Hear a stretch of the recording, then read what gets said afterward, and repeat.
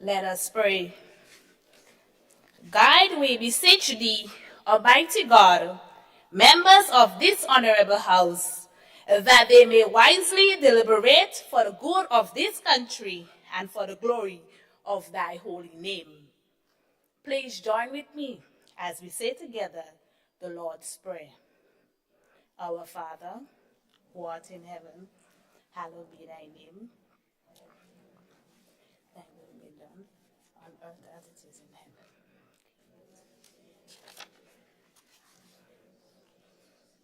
As we forgive those who trespass against us, and lead us not into temptation, but deliver us from evil. For thine is the kingdom, the power, and the glory, forever. Amen. Pray, be seated.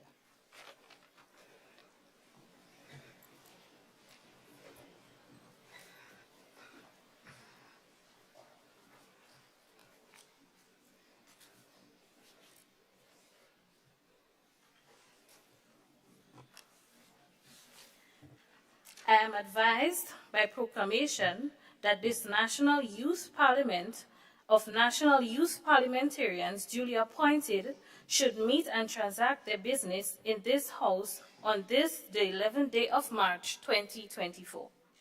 I am further advised by proclamation that the affairs of this Youth Parliament would be conducted with wisdom, temper, and prudence, and that upon all occasions that the rights of all citizens and members would be respected and recognized.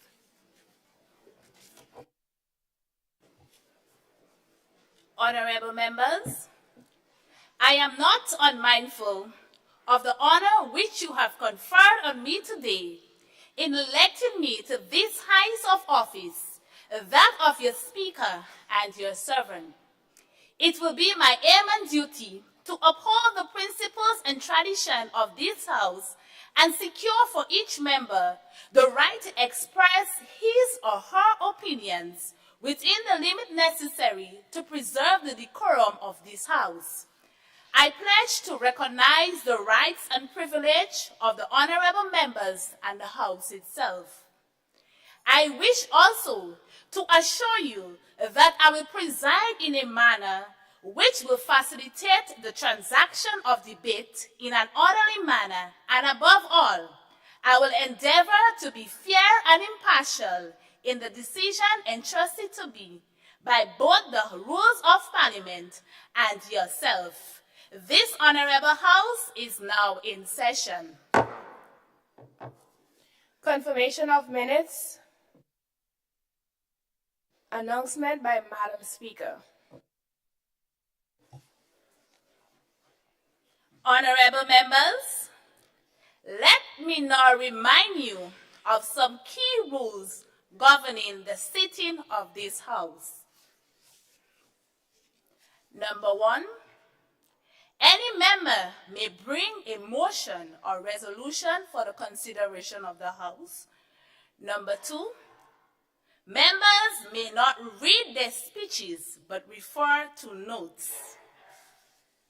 Number 3, members may not quote without permission and may not quote from the media, except that members do not require permission to quote from the bills or resolution being discussed.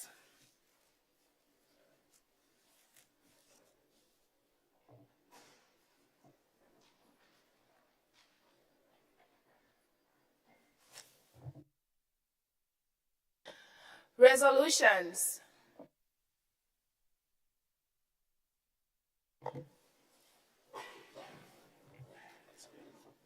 MP for St. George Northwest and leader of His Majesty's opposition. Thank you, Madam Speaker. Madam Speaker, I wish to move for the adoption of the full resolution standing in my name. Whereas Grenada, having been a member of the Commonwealth since its independence in 1974, has witnessed shifts in global dynamics and customs of our people. And whereas the Commonwealth, though historically significant, has been increasingly deemed as irrelevant by some to our nation's socio-economic and political needs. And whereas the departure of the United Kingdom from the European Union, Brexit, necessitates a re-evaluation of Grenada's international alliances and dependencies, emphasizing self-sufficiency and resilience. And whereas, after 50 years of independence, Grenada should prioritize strategies aimed at bolstering its domestic institutions, stimulating economic growth, and enhancing its global competitiveness. And whereas, withdrawing from the Commonwealth could provide Grenada greater flexibility in crafting its own foreign policies, pursuing bilateral agreements, and charting its developmental trajectory. Be it resolved that Grenada should initiate the process of withdrawal from its membership in the Commonwealth, recognizing the importance of asserting its autonomy and pursuing a path towards greater self-sufficiency and prosperity in this 50-year post-independence era.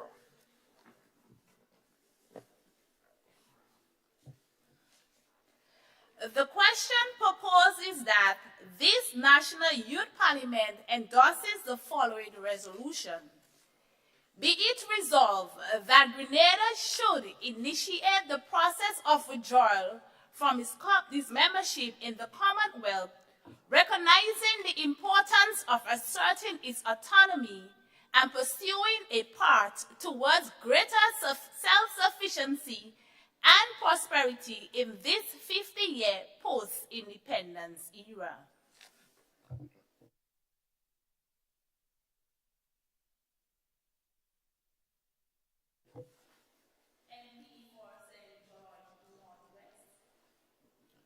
Thank you, Madam Speaker.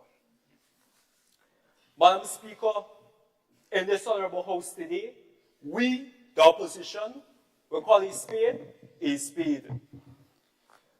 Madam Speaker, firstly, the Commonwealth. Madam Speaker, according to the official website of the UK Parliament, the Commonwealth is an international union of nations who share common values and goals such as democracy, human rights, rule of law, and good governance. Secondly, Madam Speaker, is autonomy, which, according to documentation from Princeton University, is defined as the legally entrenched power of communities to exercise public policy functions of an executive, legislative, and/or judicial type, independently of other sources of authority of the state, but subject to the overall legal order of the state. Thirdly, Madam Speaker, self-sufficiency, which, according to the national and regional self-sufficiency goals, an article published by the USA in 1991, defines self-sufficiency as a situation in which a country or a region's domestic production of a good equals its effective domestic demand. And of course, Madam Speaker, last but certainly not least, prosperity, which, according to documentation from Brookings University, is defined as a combination of wealth and well-being, but also involving important pillars such as education, good governance, health, security, education, safety, personal freedom, and social capital. Now, Madam Speaker, now that these keywords have been defined, let us look at the resolution in an understandable format.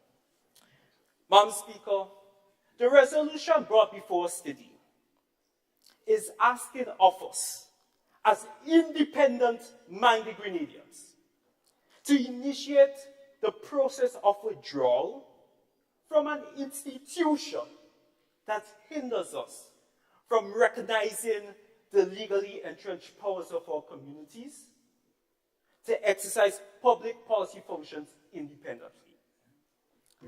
Madam Speaker, the resolution brought before us is asking of us, as patriotic Grenadians,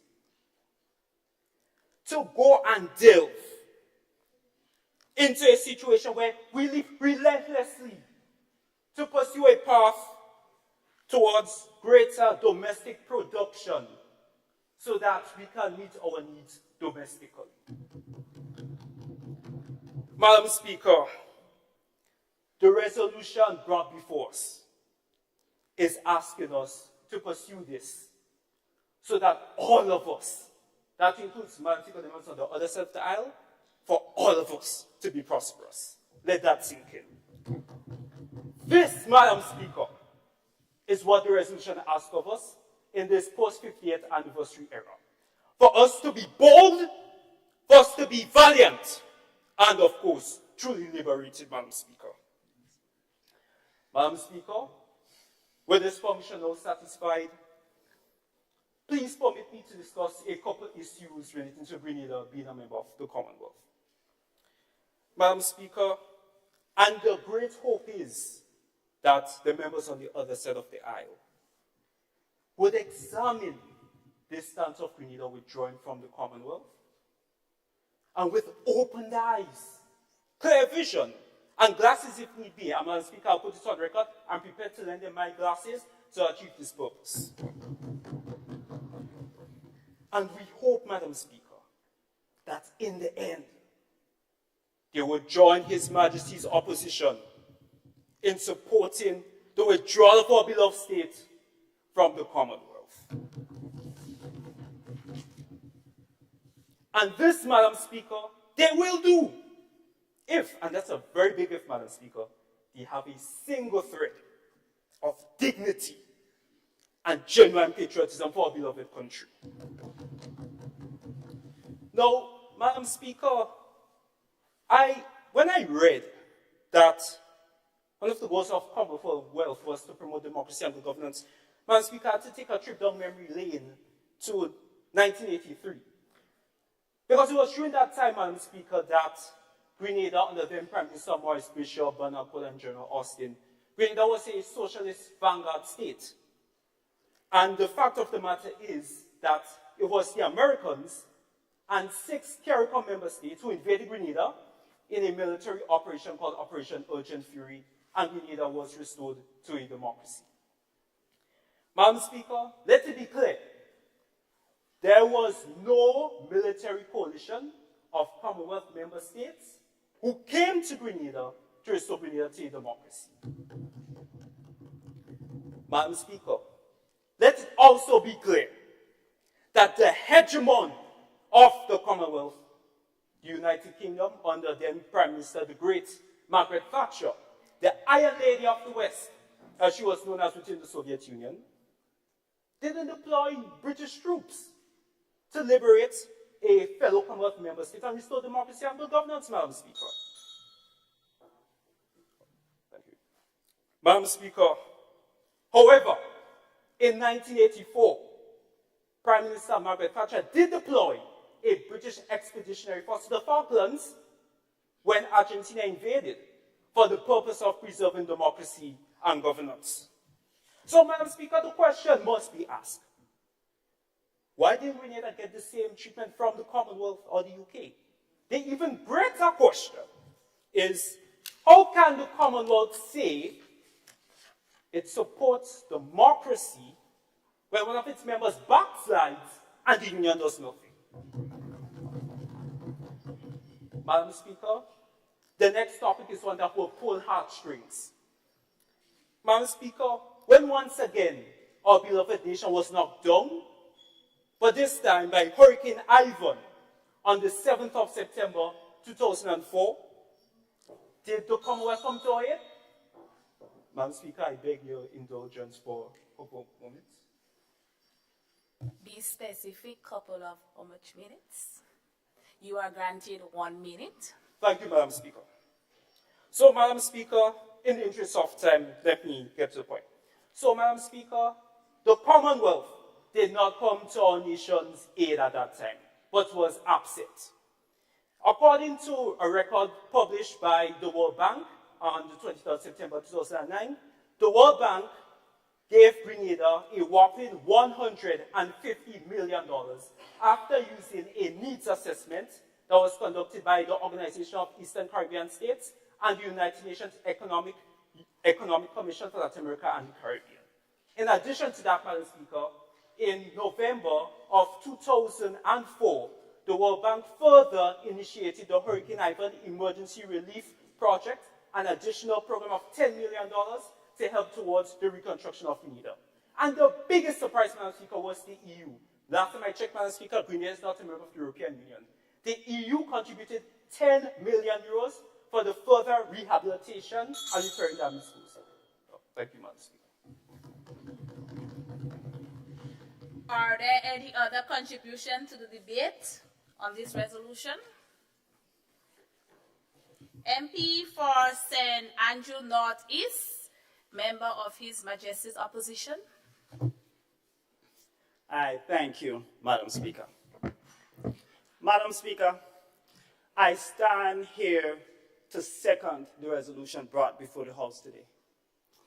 And to begin, Madam Speaker, the question must be asked.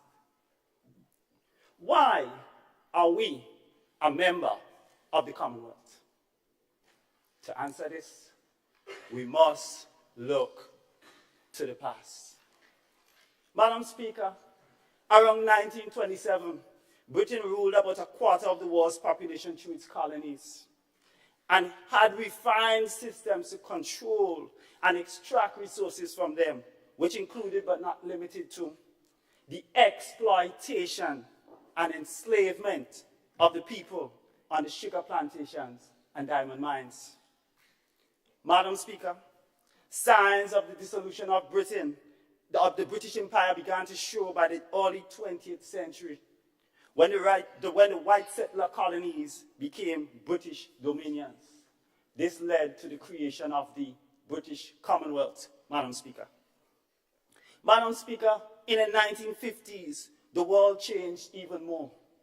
World War II left Britain's economy in a bad state, and independence movements were on the rise.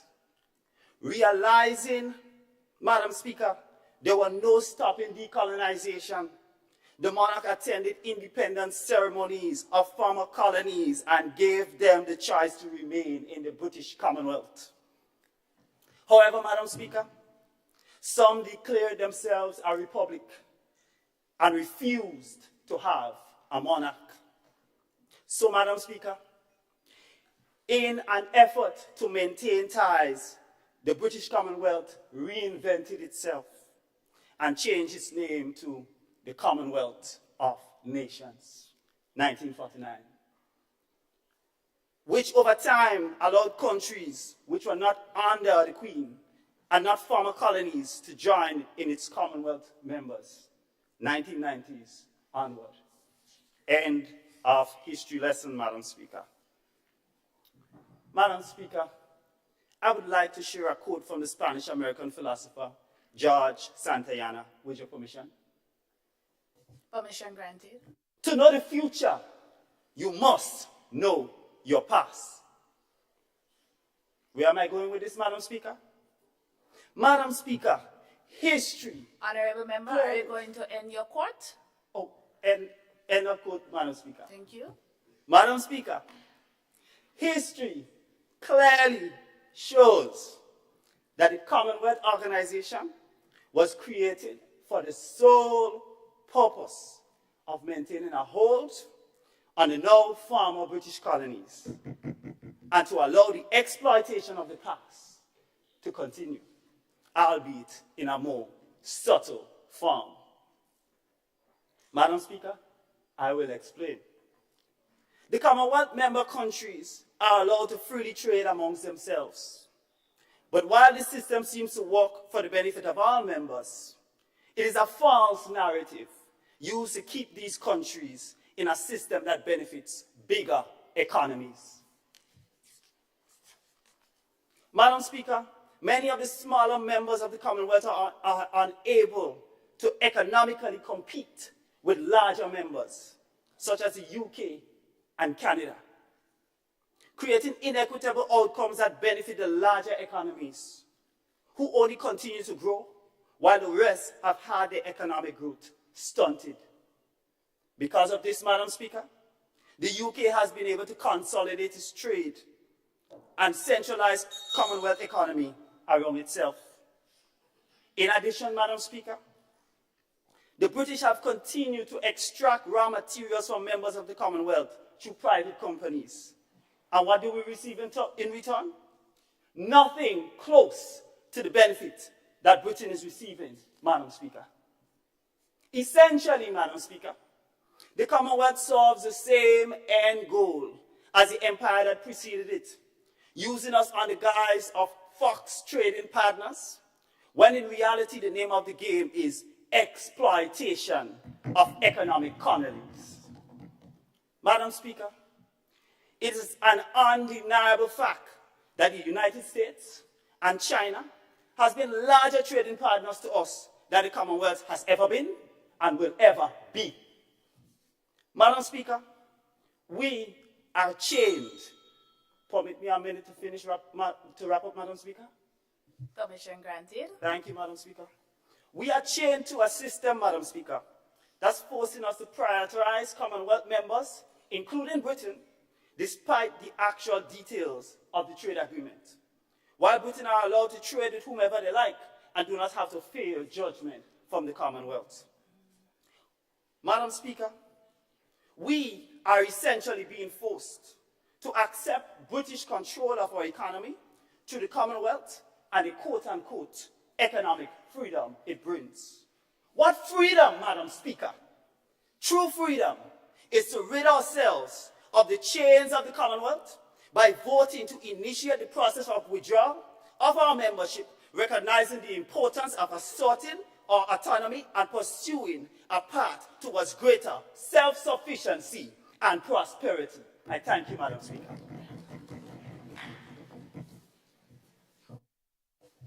Are there any other contributions to this motion?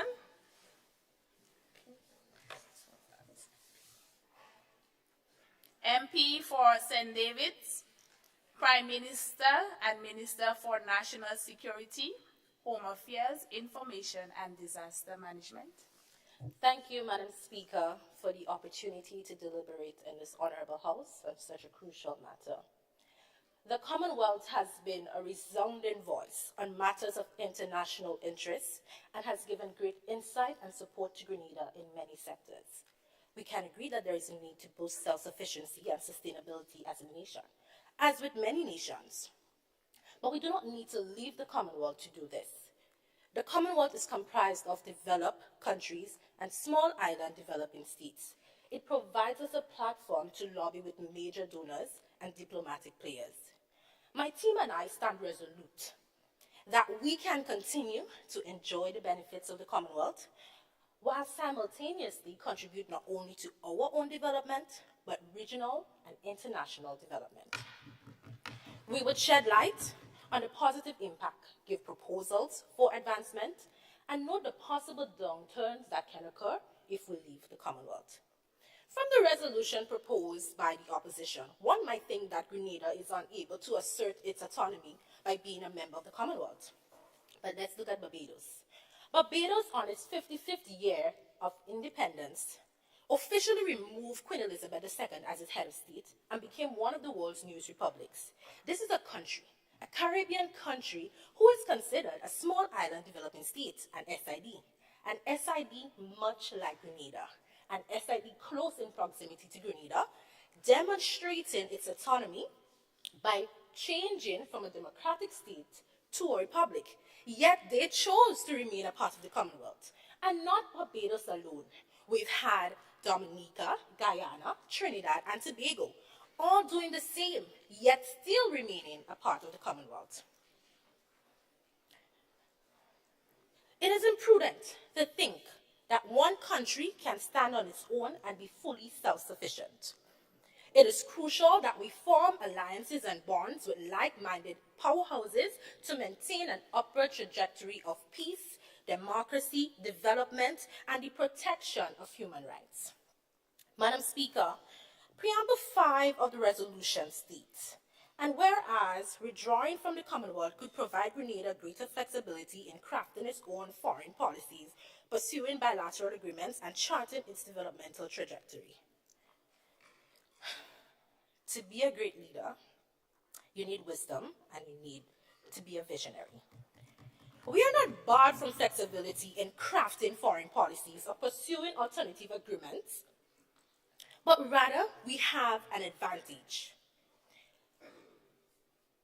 Members of the Commonwealth are intertwined in history, culture, sports, practices, and business, commercial and legislative practices.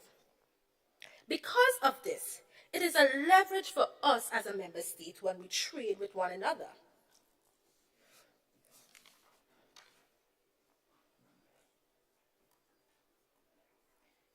When Commonwealth member states trade with each other, the cost is 21% lower than trading with non-member states of the Commonwealth. This is according to a study done by the Commonwealth Enterprise and Investment Council, which is an accredited body in the field of trade. It will be an unwise decision to move away from the Commonwealth when there is research to show that trading as a Commonwealth partner puts more money in the pockets of Grenadians. Madam Speaker, a motion to leave the Commonwealth can be likened as a motion to leave the United Nations, CARICOM, or any other world organizations that we are part of. The reason is simple. They share similar structure and core values. So much so that we have collaborated. In 1985, the Nassau Declaration on World Order was signed between the Commonwealth and the United Nations. In 2023, the CARICOM Competition Commission and the Commonwealth Secretariat launched a course for consumer protection authorities in the Caribbean. Madam Speaker, during a presidential dialogue, the Right Honourable Patricia Scotland KC, Secretary General to the Commonwealth, made a statement that I would like to quote. Permission to quote, Madam Speaker. And I quote, "Thank you. If we pull together our knowledge, expertise, abilities, and finance, we will deliver the change we want to see." End of quote. This is the Commonwealth's objective. Madam Speaker, it will be remiss of me as a Minister for National Security, Information and Disaster Management to not speak on the safety and security of my country. In a report published in 2018 by the International Federation of Red Cross and Red Crescent Societies, it states approximately 52.1% of the population of Grenada is exposed to risk of mortality from 2 or more hazards. This is more than half of our population being exposed to death. In the event that a disaster strikes, Madam Speaker, Grenadians can travel visa-free to almost all Commonwealth countries. They are further able to work and own land. A more vivid example of this is the St. Vincent Lesufre volcanic eruption in 2021, which displaced more than 1,300 people. Evacuees were able to find refuge in neighboring Commonwealth member states, Grenada being one of them. We opened our doors and extended a hand, providing over $1 million in monetary support and aid. Madam Speaker, we recently had some activity at Kikenjeni, which raised some alarms. If we leave the Commonwealth and a disaster strikes, where will we find refuge for our people? Who would help us rebuild? Let us not be ignorant of the fact that the Commonwealth is also built on camaraderie and solidarity. You scratch my back, I scratch yours. If we leave the Commonwealth, we are not opening up doors for more opportunities as the resolution suggests, but rather closing ourselves out from the rest of the world. Thank you, Madam Speaker.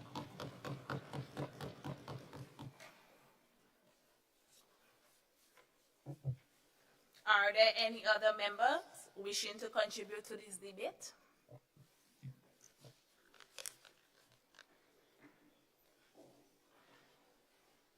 MP for St. George Northeast, Minister for Education, Youth and Sport. Thank you, Madam Speaker. Alone, we can do so little. Together, we can do so much. Helen Keller. As the Minister of Education, Youth and Sports, entrusted with the responsibility of shaping the future of our nation's youth, I stand before you today to address a matter of profound significance, a matter that transcends individual perspective and demands our collective attention. the proposal for Grenada to withdraw from the Commonwealth. I firmly assert my stance against such a withdrawal. The importance of the Commonwealth shouldn't even be up for discussion. But here we are, right? If you speak fluent TikTok, twin, where have you been? Through you, Madam Speaker, where have y'all been? The Commonwealth represents a unique platform for shared values, collaborations, and opportunities for our youth. Join me in a thoughtful examination of the implications and let us chart a course that preserves our national identity while maximizing the benefits of international cooperation. On the 7th of February 1974, Grenada became an independent state. Today, Grenada is part of the Commonwealth as a full member of the UN. Grenada retaining membership within the Commonwealth is in keeping with a country that has always been keen to engage in global community and in establishing and maintaining peace and prosperity for all nations. Grenada, with its tradition of striking out towards peace across the Caribbean, can do so well to use its voice and place within a body as the global situation continues to change and pose new challenges. The Commonwealth is not a historical notion, but an example of how international association can provide the best chance for progress. With that in mind, it could be reasonably suggested that the present atmosphere of division and a possible undermining of international association across borders is something that members of the Commonwealth, including Grenada, can learn from and work with to help change. Numerous opportunities are brought to the people of Grenada through the Commonwealth. Most of them can be seen nicely in the aforementioned sector of education, sports, and youth development. Grenada currently holds 5 medals at the Commonwealth Games. Our first ever medal at this level, silver, came from Aline Francique, in 2006, with Kurt Felix winning bronze in 2014, and our illustrious Kirani James gold in that same year. This has put the nation on the map and has given the local youths both domestic and international exposure to showcase their talents. And most recently, 2 Grenadians were chosen last year for the Chevening Scholarship. Such success stories and the benefits derived from them can help to build national pride and motivate our youths. Furthermore, most of these benefits are locally cherished, Madam Speaker. Grenada benefits directly from a huge amount of financial support as a result of still being a member of the Commonwealth. In recent years, the Commonwealth Secretariat has underpinned the funding for the coming sports and development in Grenada. Sharing knowledge and experience with developed and developing countries has become the norm and is vital for progress. The main focus is to enhance collaboration and sharing good practices. Such collaborations at the global level ensures common threats that humanity faces, such as climate change, organized political upheaval, and economic disruptions.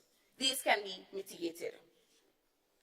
New work placements for the graduates for TAMCC and SGU will also take place as these manufacturers and industries rapidly expand to meet the demand that will be fostered to access the large fixed trade market.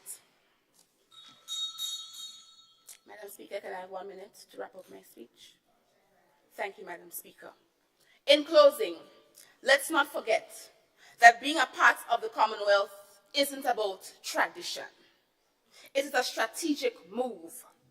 Grenada's presence in the Commonwealth is a power move, a statement that we value our independence while leveraging global partnership. So let's not play the rebellious teen who wants to run away from home and has life figured out and has to put their tail between their legs and run back home because his salary equates to rent money. Together, we are indeed stronger.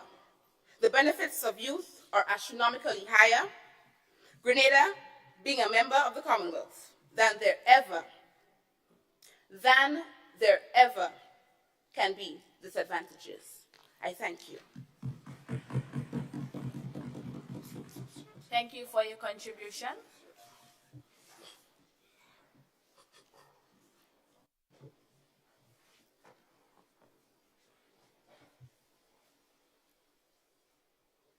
MP for the tongue of St. George. Thank you, Madam Speaker.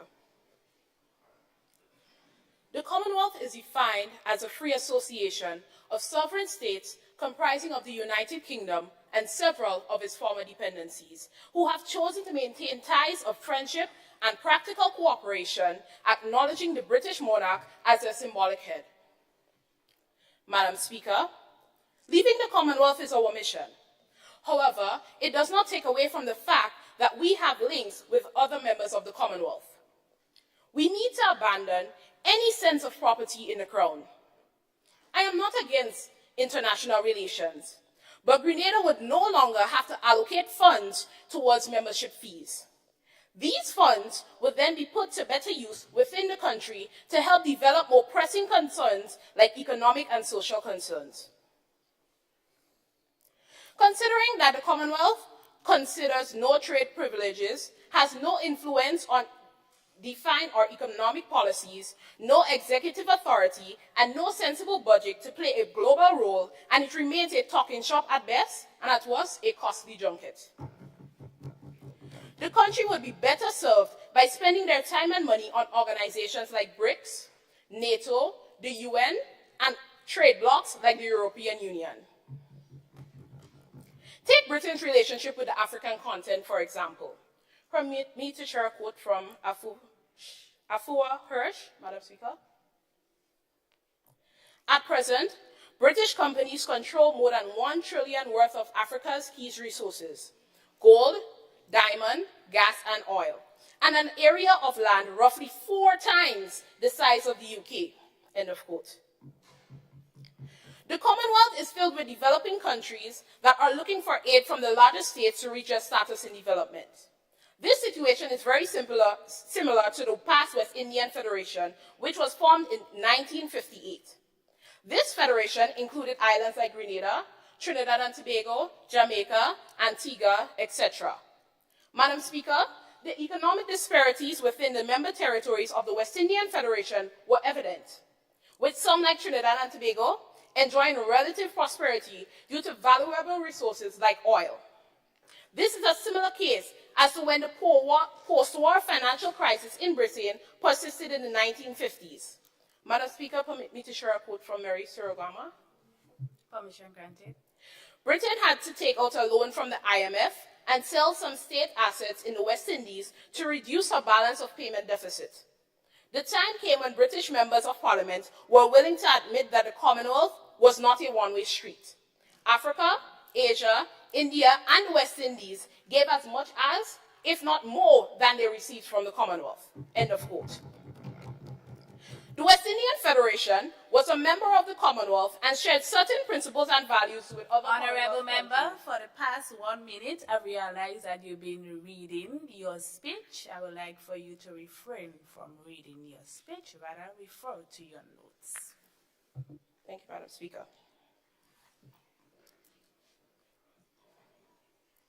Despite these connections, the West Indian Federation sadly disbanded in 1962 due to internal political conflict.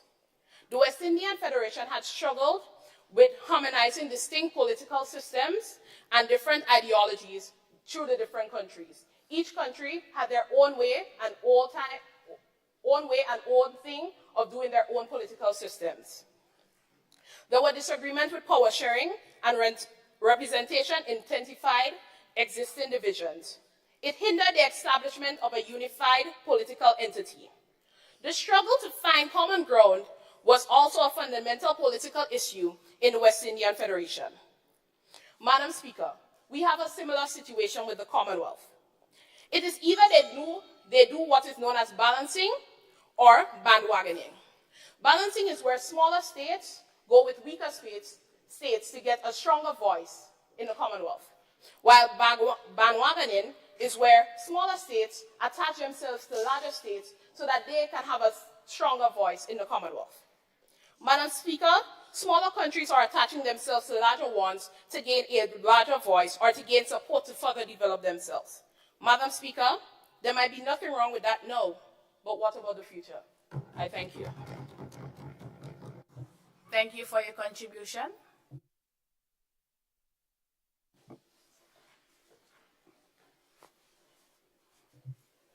MP for St. Andrew Southwest, Minister for Foreign Affairs, Trade and Export Development. Thank you, Madam Speaker. It is with great importance that I stand here today to discuss the continued membership of Grenada within the Commonwealth. Before I begin, Madam Speaker, are you familiar with the Gestalt approach? Simply put, it means that the sum is greater than the individual parts that make it up. For the Commonwealth, it's not just an association of nations, Madam Speaker. It is a platform that offers a myriad of opportunities to a small, developing, humble country such as ours in Grenada. The very core values of the Commonwealth, they inform, guide, and demonstrate why its membership is important. In terms of our perception internationally and the standards that we must keep, we benefit from these core values. In my capacity, I'll speak about human rights and tolerance, respect and understanding, and sustainable development, which are just a few of more than 10 beautiful and powerful standards that we keep in the Commonwealth. So let's start with trade. Grenada, like many small economies, they rely heavily on international trade for our economic growth. Through the Commonwealth, we have access to a vast network of more than 50 countries from the Caribbean to Africa in which we have preferential trade agreements. And that's huge when you're talking about free trade. These people choose us, we choose each other to help and support. In terms of export, the Commonwealth benefits from a 19% cut in forms of export. Not 5, not 10, but 19%, so that we can continue our growth and development. Within the top, in 2021, the World Bank resources state that two countries from the Commonwealth, which would be St. Lucia and Trinidad, were within our top 5 major trading partners in that year. Madam Speaker, this is great. We can share with our neighbors great trade. Madam Speaker, what I'm trying to say is that a membership in the Commonwealth, it offers a vast network that we can use to grow in terms of trade and export development. The Commonwealth Charter document also refers to sustainable development, the core values to which the entity aims to help alleviate poverty, to promote inclusive growth, the free flow of market, and take into account the needs of small island developing states such as Grenada. Projects guided by this value would be the Melville Street Development Project that happened many years ago, in which millions of dollars, about 80 million US, was used to invest to create a terminal in the heart of St. George, instead of a terminal for cruise ships can come in through the heart of St. George instead of somewhere on the side where it normally used to be, so we can boost our commerce. This is according to the writers of the Commonwealth governments. The Commonwealth Secretariat also prompted and lent their resources to our initial and subsequent national export strategy. Currently, we are focusing on sectors of agriculture, which would include nutmeg, spices, and fisheries. Tourism, which would be experiential, health and wellness, and educational. And professional services such as ICT and the developing creative industry in Grenada. Madam Speaker, consider the diplomatic advantages of staying in the Commonwealth. Diplomacy is a cornerstone of international relations, and I cannot overstate the importance of the ties we have in the Commonwealth. Shared values, history, and language. These bonds forge a network empowering us with a platform to advocate our interests collectively and amplify our voices in the international forums. This diplomacy also grants us an honored privilege. Our citizens in the diaspora are endowed with rights and assistance when abroad in our fellow membership states. For instance, look at the unforeseen debacle of COVID-19 in 2020. The hospitality and aid given to our... Madam Speaker, may I have your indulgence for 2 more minutes to conclude my speech? Thank you, Madam Speaker. Madam Speaker, members within our diaspora were given assistance with their travel documents being misplaced, etc., that might happen, for example. And it was pivotal to de-escalating the situation, which could have been much worse. And us, as Grenadians, we are happy to reciprocate such courtesy to our fellow membership states. As said by our Prime Minister with the issue of the eruption of Sulphur St. Vincent in 2020, Grenada donated $1 million to the recovery, and Trinidad and Tobago offered 50 specialists, including engineers, to help them with the development. Madam Speaker, our Commonwealth membership is quite pivotal, because just last month, if you're talking about being irrelevant and being relevant, just last month, our honorable country and Ghana met to sign memoranda of understanding for cooperation in culture, trade, and education. Some of the initiatives expected to be born from the occasion are business and investment forums, cultural and educational exchanges, and knowledge-sharing platforms. Madam Speaker, the Commonwealth is not just a diplomatic or economic choice. It is a relevant choice. It was great for us in the past, and it will continue to be great in the future. In closing, inspired by our Prime Minister, I would like to propose that Grenada speak at the next gathering, to propose that we do a call to action or give an award for people around the Commonwealth to battle this crisis of economic crisis in terms of novel ideas for trade. Thank you very much, Madam Speaker. Thank you for your contribution.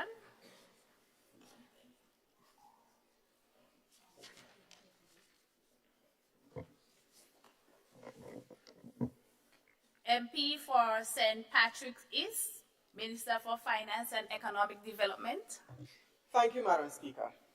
Madam Speaker, I stand here today to join my fellow government colleagues to firmly and strongly oppose the resolution that is being brought before this Honourable House, and to argue that Grenada should not withdraw from the Commonwealth. Madam Speaker, in the resolution that is proposed, the phrase self-sufficiency is mentioned. And it is mentioned in such a way that indicates that if Grenada withdraws from the Commonwealth, it will become self-sufficient.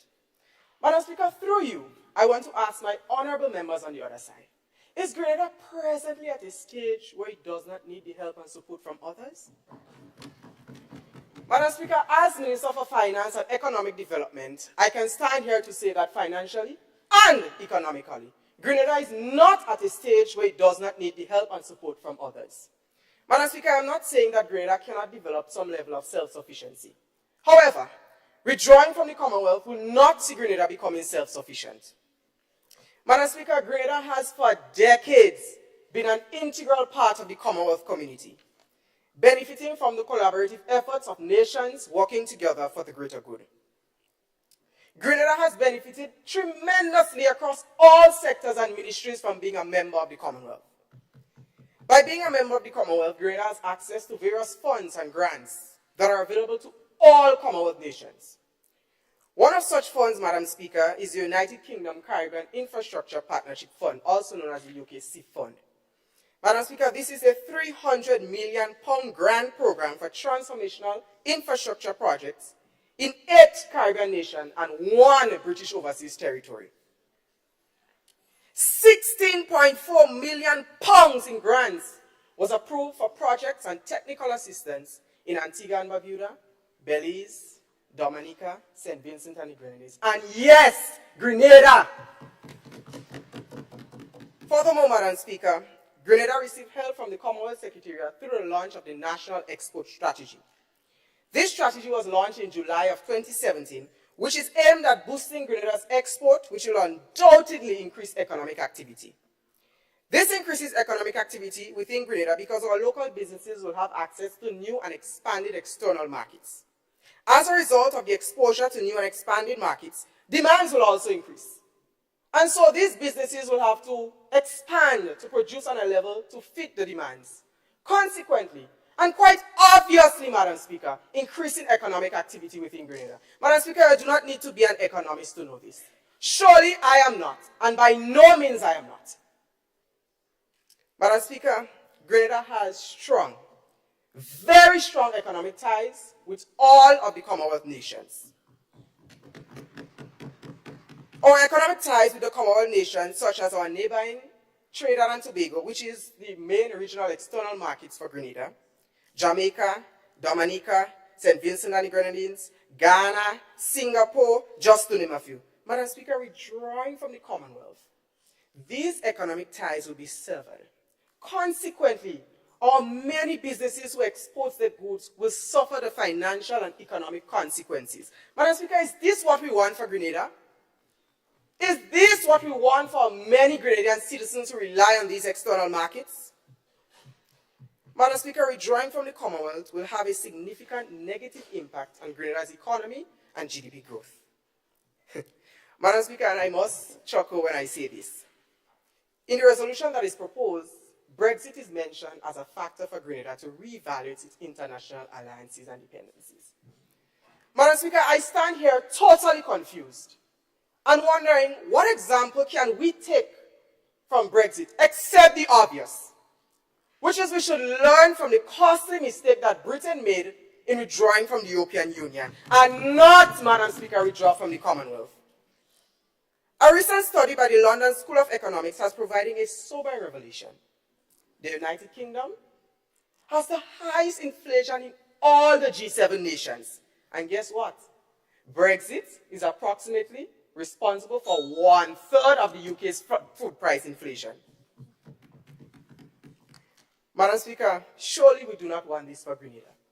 Surely we do not want this for Mr. John from my constituency of St. Patrick East to export his nutmegs to earn a living to send his children to school. Surely we do not want this for Mr. Lewis, who is a fisher in Subiz, who exports his fishes to send his children to school. Surely, Madam Speaker, we do not want this for our many Grenadian citizens. And so in conclusion, Madam Speaker, Grenada has truly and undoubtedly come a long way over the last 50 years since gaining its independence. However, it still has a long way to go, and we cannot do it on our own. Therefore, in charting the way forward for Grenada, we must recognize the organizations and institutions that have propelled us forward. As we express our gratitude to our fellow countries, let us carry the spirit of cooperation forward into the future. May the alliances forged in adversity serve as a bedrock. Madam Speaker, may I be granted 2 minutes to wrap up? Thank you, Madam Speaker. May the alliances forged in adversity serve as a bedrock to guide us in the challenges that lie ahead. Together, we have proven that when nations unite in common purpose, the possibilities for growth, resilience, and prosperity are boundless. As according to Dennis Brown, permission to quote Madam Speaker. Thank you, Madam Speaker. No man is an island. No man stands alone. End of quote. Grenada needs the support from the Commonwealth to further aid in our development as we strive to achieve our economic goals. Therefore, as we chart our way forward in this so ever-changing world, we must seize the opportunities that come through continued collaboration. And Madam Speaker, I say this with a smile. With the continued help from the Commonwealth, it is indeed only up from here for Grenada, Carriacou, and Petit Martinique. Thank you. Thank you for your contribution. I would like to acknowledge the Minister for Sport, Mr. Jonathan Lacrette, the Coordinator of Youth, Ms. Carlene Perryman, the Permanent Secretary in the Ministry of Youth, Ms. Desiree Stevens,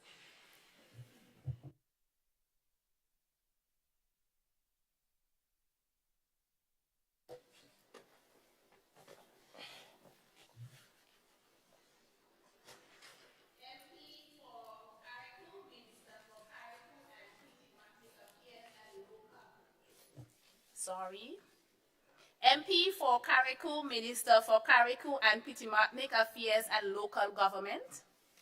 Thank you, Madam Speaker. Madam Speaker, together with my comrades, I vigorously oppose the resolution that is brought forward by the opposition and contend that Grenada withdrawing from the Commonwealth is not a viable option. As representative for Carriacou and Pittimatnik, my constituency is known for our fishing skills, sailing, beautiful beaches which contribute to the tourism products, culture, especially big drum dancing and Shakespeare Mass, along with friendly disposition. In the resolution brought forward by the opposition, which aims to allow Grenada to become self-sufficient, the phrases self-sufficiency and autonomy were mentioned. Self-sufficiency allows the ability to maintain oneself, whereas autonomy refers to the ability to self-govern, act responsibly and independently.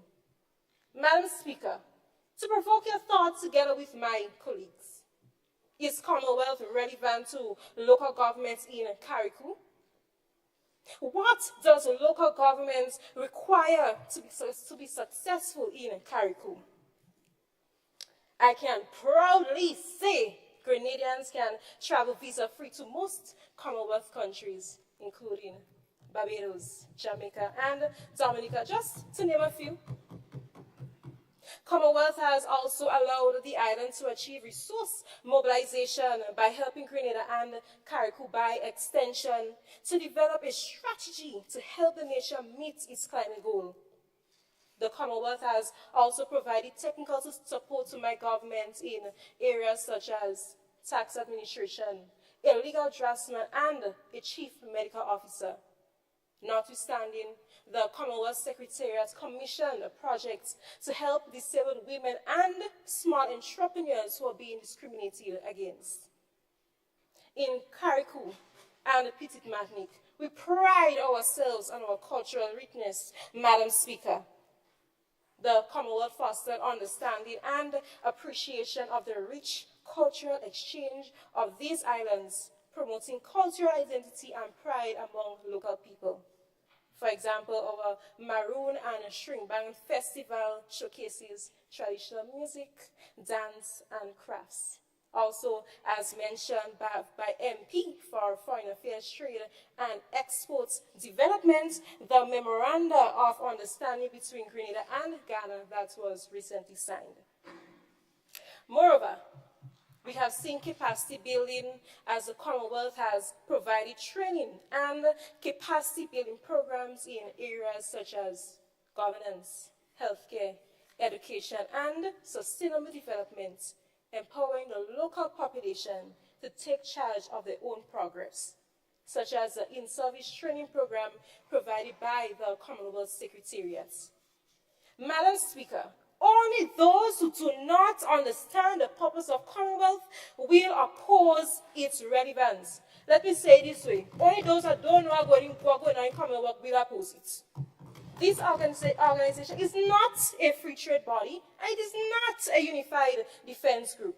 However, preferential trade agreements were established amongst Commonwealth nations, which our people benefited from, such as the Commonwealth Scholarship Program.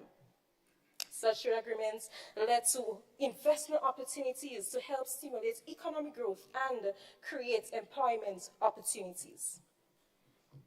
Grenada has several strategies to prioritize self-sufficiency and resilience in its international relations. In 2015, Grenada adopted a Fiscal Responsible Act, also known as the FRA, to improve fiscal sustainability and build climate resilience. The government of Grenada, which includes CARICOO, is also implanting a disaster risk financing strategy with the support of the World Bank with other climate-related initiatives. And because of our membership in the Commonwealth of Nations, we're able to access such support from the World Bank. CARICOO and Petit Martinique are islands which will allow them to be vulnerable to sea level rise, coastal erosions, landslides, and floods. Isn't the obvious relevant, Madam Speaker, in CARICOO and Petit Martinique? We directly benefit from the visibility our Commonwealth membership provides. Projects such as the Water Storage Capacity Project, which benefits the 50 families involved, as well as all CARICOO residents, would be impossible. This project has also shown. Madam Speaker, can I have 3 minutes to wrap up? Thank you. In 2020, Grenada saw a 59% decrease in tourism compared to 2019. This had ripple effects across the entire country. This may indicate that if Grenada withdraws from the Commonwealth, there may be a far more devastating effect on the tourism sector as we lose that visibility as being part of the Commonwealth family brings. Madam Speaker, my constituency and Grenada by extension have seen the advantages of cultural exchange, trade and investment, capacity building, along with development assistance through the assistance of the Commonwealth. Overall, these contributions have helped enhance the well-being and prospects of the people of CARICOO and the Petit Martinique, enabling them to thrive as individuals and as communities within the Commonwealth. Can a tree stand without its roots? Madam Speaker, permit me to quote. As Woodrow T. Wilson once said, we cannot be divided in interest or divided in purpose. We stand together until the end. Thank you for your contribution.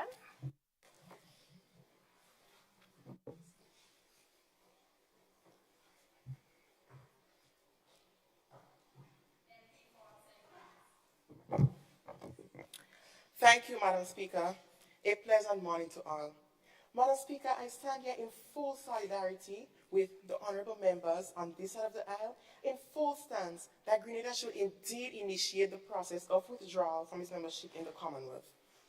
Madam Speaker, this decision was crafted with meticulous attention to the details that supports the statement that the policies and strategies of the Commonwealth hinders freedom to engage in our potentially varied aspirations as a nation. Madam Speaker, the main aim of the Commonwealth is to promote peace and prosperity. This includes helping countries with small business development, legislation, election monitoring, and human rights, particularly promoting the role and rights of young people. Madam Speaker, Grenada recently celebrated its 50 years of independence. For us, independence meant a break from the shackles of dependency. It meant our ability to shape and chart our own development course, and it also provided a platform to take our rightful place as a sovereign state in the family of nations. In addition, Madam Speaker, the policies and strategies of the Commonwealth can sometimes limit Grenada's freedom to fully pursue its varied aspirations as a nation. Since the Commonwealth is a collective organization, decisions are often made based on the consensus of all member countries. This means that Grenada's specific needs and goals might not always be fully addressed or prioritized. Madam Speaker, we don't just want to exit the Commonwealth for exiting's sake. It's because we understand the importance of partnership since Grenada is a member of the United Nations and actively participates in its various programs and committees. This move is more about our independence and true independence, so we would have more autonomy to shape our own policies and strategies, allowing us to focus on our unique aspirations and priorities. Moreover, we should leave the Commonwealth because our interests and values are not well represented. Madam Speaker, if we take a close look of nations that left the Commonwealth, for example, Guyana, which withdrew from 1978 to 1979, the country has undergone significant development since its withdrawal from the Commonwealth. Madam Speaker, Guyana has focused on strengthening its economy through sectors like agriculture, mining, and oil production. Guyana has concentrated on important products including rice, sugar, and fruits to boost its agricultural sector and economy. The nation has put measures in place to aid in the development of agriculture, including giving farmers incentives, enhancing irrigation and transportation infrastructure, and encouraging sustainable farming methods. Through increased agricultural output, increased exports, and national revenue, Guyana has benefited from these efforts. Madam Speaker, why can't this be Grenada?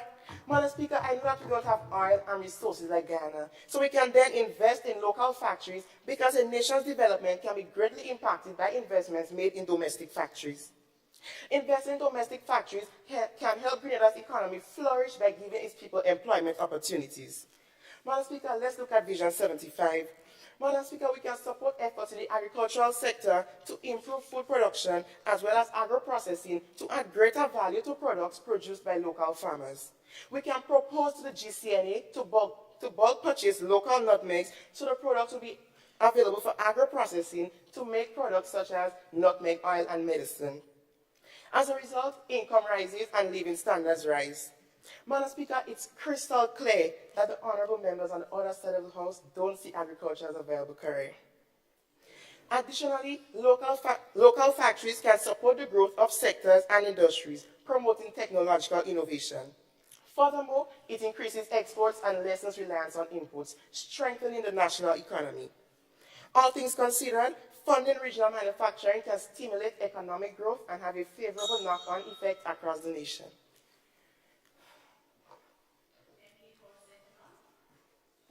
Thank you, Madam Speaker. Madam Speaker, I stand on a point of clarity. State your point of clarity. I want the honourable member to clarify how does exiting from the Commonwealth or how remaining in the Commonwealth prevents us from doing all the things he just said.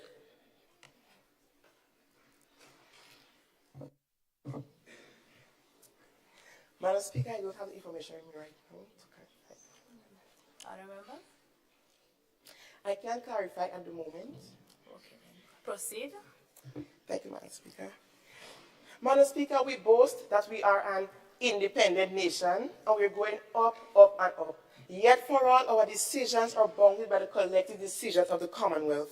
Madam Speaker, is giving dependence rather than independent. If they themselves can see the need to exit the Commonwealth and foster our development, then who is us? They are the ones in the seat of government, Madam Speaker. In conclusion, we as a nation should exit the Commonwealth and chart our own development course without being bounded by an organization, so that in the coming years, we can boast about being independent. Madam Speaker, after this debate here today,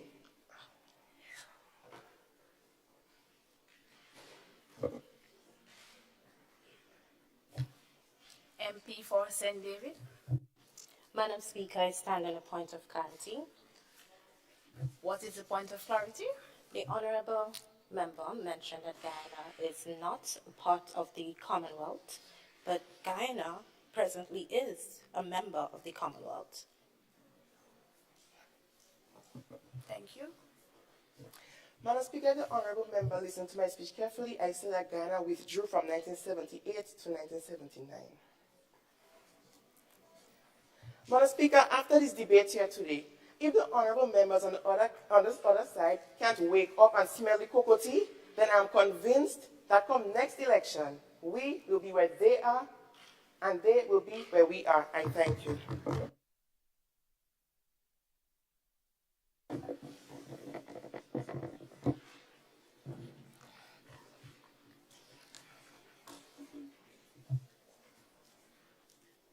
MP for St. John, Minister for Social and Community Development, Housing and Gender Affairs.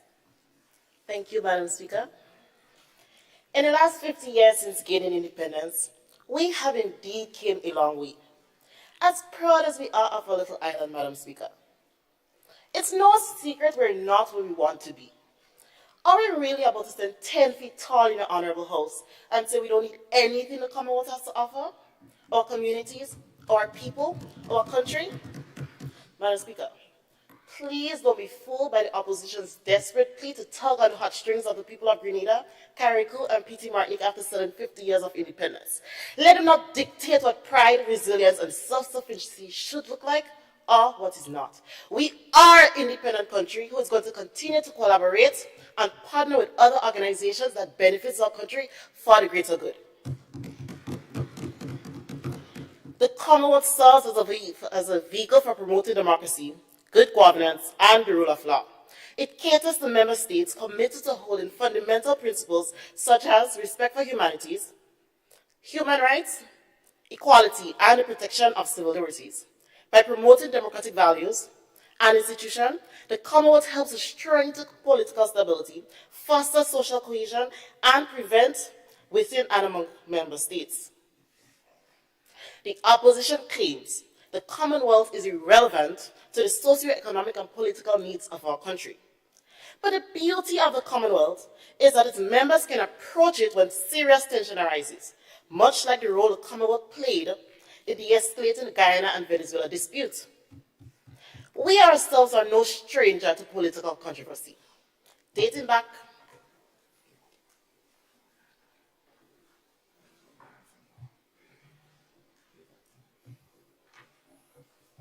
MP for St. George West, Northwest. Thank you, Madam Speaker. Madam Speaker, point of clarity, what the honourable member saying is not true.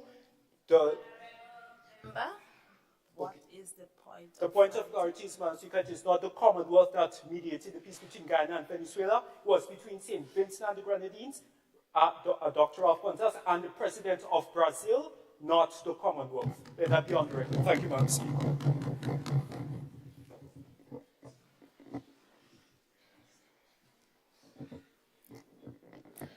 Madam Speaker, I am referring to various calls for peace between Guyana and Venezuela.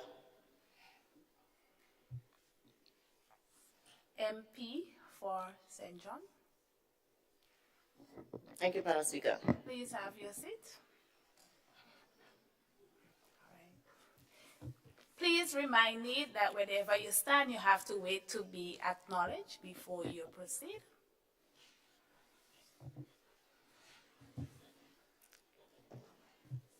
MP for St. John. Thank you, Madam Speaker. But the beauty of the Commonwealth lies in its is that its members can approach it when serious tension arises.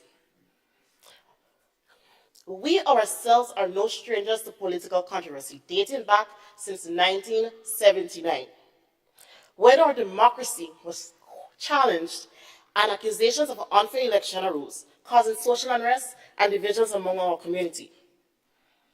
So we should know firsthand how quickly situations can escalate, causing matters of national emergency. Are we waiting then to see the importance of being a part of an organization that promotes peace and prosperity and human rights? The Commonwealth offers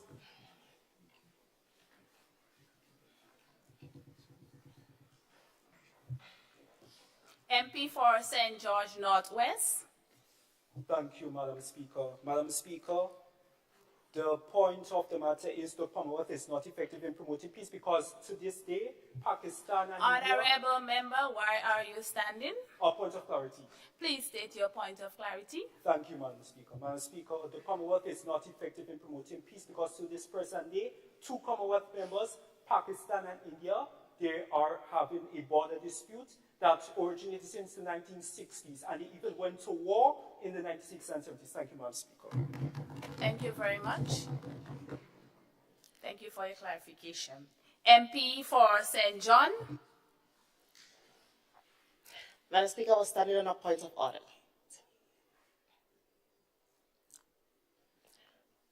Our member, opposition leader, was using the opportunity of point of clarity to debate the matter.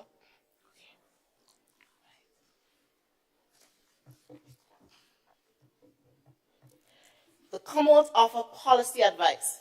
Key word is advice, and advocacy on issues relevant to community development in Grenada, including poverty reduction and gender equality.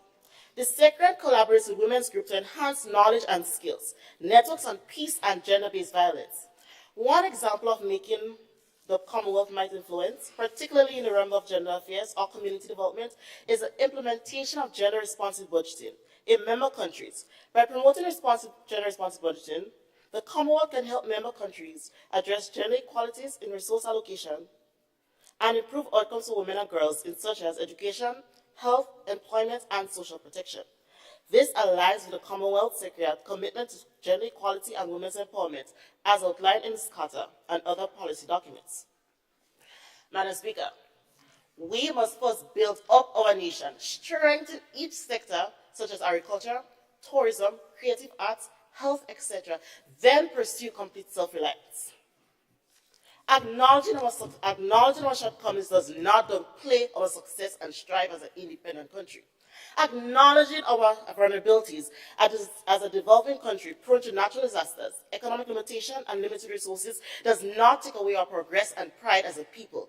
Acknowledging our ongoing efforts to continue seeking out opportunities for development and to break out into the global market does not make us less patriotic. Being aware and conscious about where we are as a people and a country and where we want to go, recognizing our shortcomings and the importance of collaboration and partnership at a local, regional, and international level, shows our commitment to growth and development.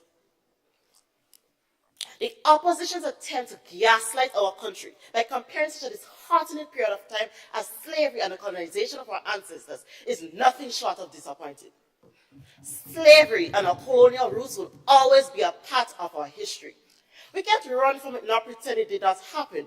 However, we cannot make enemies where alliances should form. Is this motion to leave the Commonwealth coming from a place of genuine concern? Madam Speaker, can I have 2 more minutes to wrap up my speech, please? Permission granted. Is this motion to leave the Commonwealth coming from a place of genuine concern or a place of duress, retribution, enmity? One of the most influential leaders in our country understood the importance of forming alliances and collaboration to fulfill his visions and hopes for Grenada, Carriacou, and Peter Martinique, which caused Grenada to make history as the first communist country to exist within the Commonwealth. The whole world was puzzled, but his reasoning was solidarity, global legitimacy, and achieving goals with partnership, which is still evident 41 years after his death. Madam Speaker, the importance of the Commonwealth lies in the ability to promote cooperation, solidarity, and shared prosperity among us and other member states. As we navigate the complexities of the modern world, the Commonwealth remains a vital platform for promoting peace, prosperity, and progress for all its member states and citizens alike. Madam Speaker, I urge the opposition to seek deep into their consciousness and ask themselves, is this premature exit from the Commonwealth benefits our country for the greater good? The simple answer is no. So when they come in, they better come good because prematurity breeds instability and instability creates a broken system. Mr. Speaker, let us all hail our country because this land is ours and we should all pledge ourselves today. With our heads, our hearts, and our hands, together we should stand in unity until we reach our destiny. And ever conscious of God, we will always be proud of our heritage. As we have faith, courage to aspire, build, advance.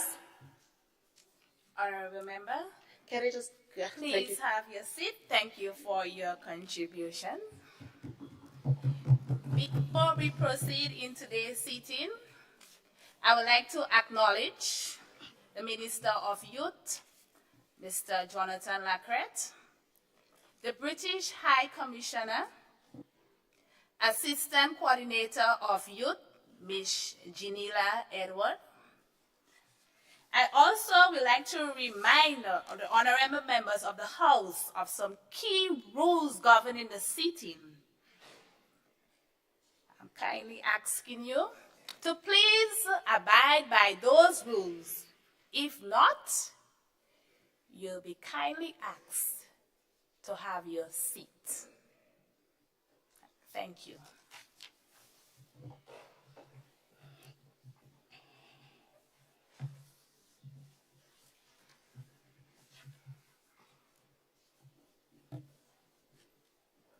MP for St. George Southeast, Minister for Health, Climate Resilience and the Environment. Thank you, Madam Speaker. Madam Speaker, I rise today to express my solidarity with the government's stance against the resolution brought before this Honorable House. As we navigate the implications of this resolution, I'm reminded of a poignant statement by actor and environmentalist Leonardo DiCaprio. Permit me to quote, Madam Speaker. And I quote, "Climate change is real. It is happening right now. It is the most urgent threat facing our entire species, and we need to work collectively, together, and stop procrastinating." End of quote. How can we mitigate against the harshness of climate change and the risk it poses to the health of our people as a small island developing state, knowing fully well that there are limited resources available? Madam Speaker, withdrawal from alliances like the Commonwealth at this point would mean severing ties with a profoundly supportive community. Many Commonwealth countries, especially small island developing states, are already exposed to the harsh reality of climate change, and these countries have limited resources to curb the issues they are faced with. At the 35th Commonwealth Health Ministers meeting in 2023, ministers acknowledged the grave and existential threat of climate change to the least developed countries and small island developing states in the Commonwealth. Due to its severity, it was agreed at the last meeting the need for an integrated agenda to align evidence-based, innovative, and sustainable solutions that can assist in minimizing the negative impacts of climate change on health. Madam Speaker, the health implications of climate change are dire.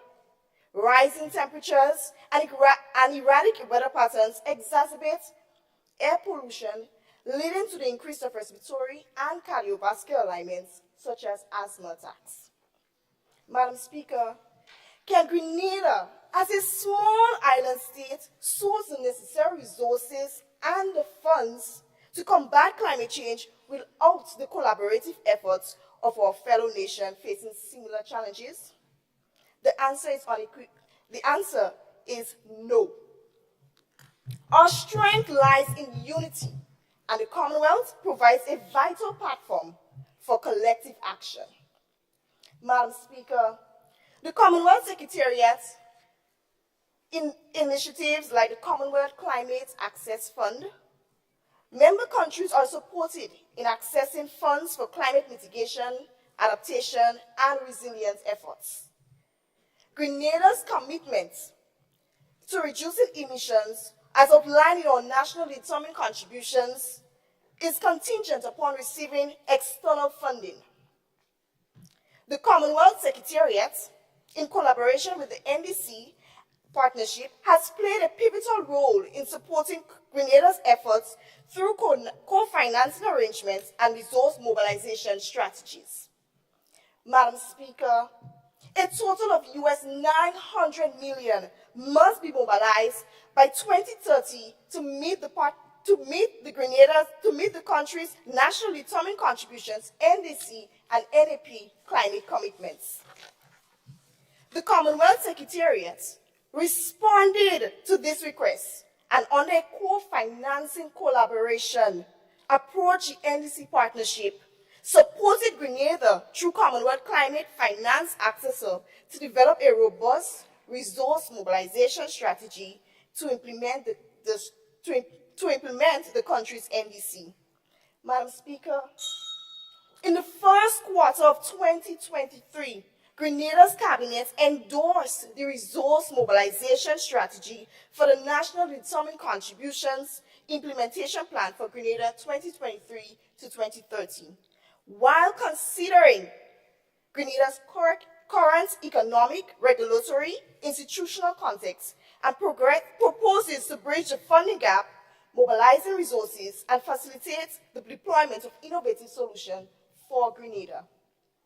All this was done through a Commonwealth initiative to curb issues of climate change. Yes, Madam Speaker, there is so much we can do, and the Commonwealth is there and seen as a group of siblings who ensure that they are all equipped with life necessities. We cannot neglect the Commonwealth, who has and continues to play an integral role in the development of small island developing states. Madam Speaker, I beg for 2 more minutes to wrap up. Thank you. We cannot neglect the Commonwealth, who has and continues to play an integral role in the development of small island developing states and cushion some of Grenada's developmental growth. We cannot ignore the fact that through collaboration, unity, and togetherness, plans prosper.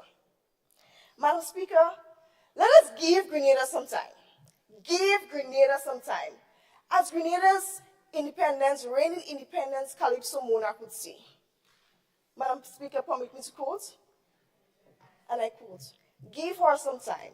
She's not yet in her prime. She is only 50. I thank you." End of quote. Thank you for your contribution.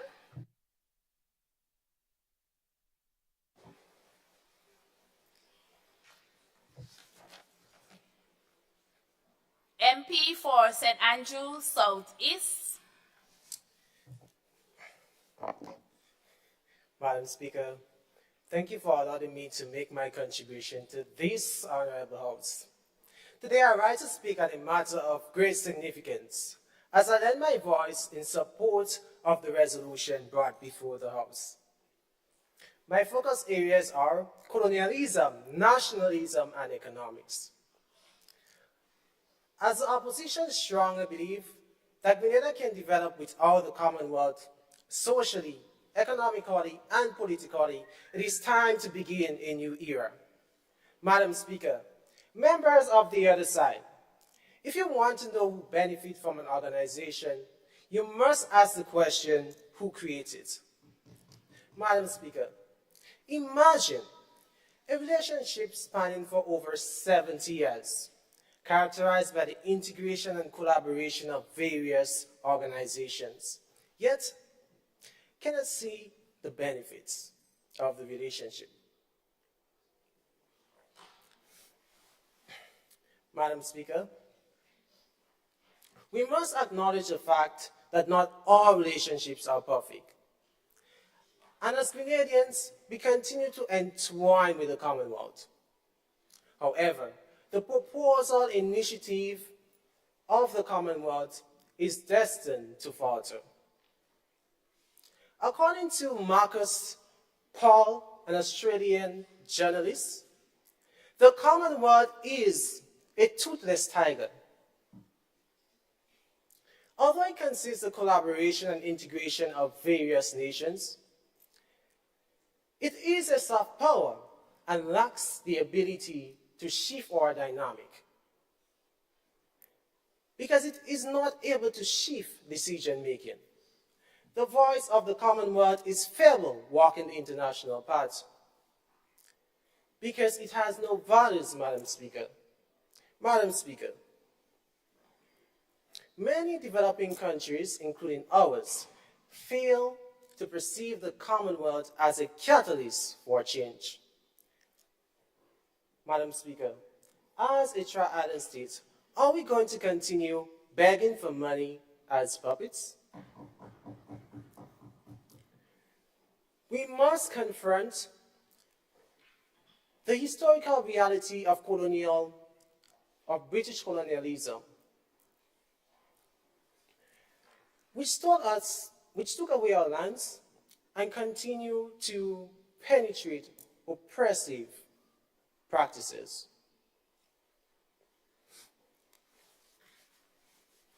Madam Speaker, as I continue, the psychological and economic impact of colonialism continue to impact the progress of Grenada, Carriacou, and Petit Martinique.